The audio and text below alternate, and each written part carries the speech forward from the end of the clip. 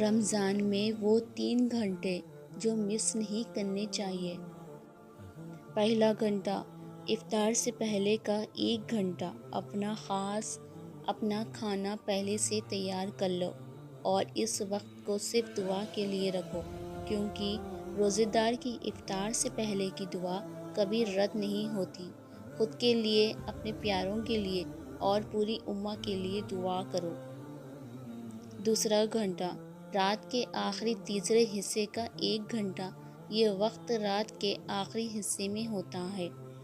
اس وقت میں زیادہ سے زیادہ دعا کرو، اللہ سے معافی مانگو، کیونکہ یہ وہ وقت ہے جب اللہ ہر رات سب سے نیچے والے آسمان پر اتار کر فرماتے ہیں، میں ہوں رب، کون ہے جو مجھ سے دعا مانگے تاکہ میں اس کی دعاؤں کو قبول کروں؟ کون ہے جو مجھ سے مانگے تاکہ میں اسے عطا کروں؟ کون ہے جو مجھ سے معافی مانگے تاکہ میں اس کو معاف کر دوں؟ صحیح مسلم 758۔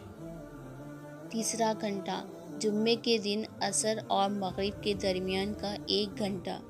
نبی صلی اللہ علیہ وسلم نے فرمایا، جمعے کے دن ایک ایسی گھڑی ہے جس میں جو بھی بندہ اللہ سے کچھ مانگتا ہے، اللہ اس کو عطا فرماتا ہے۔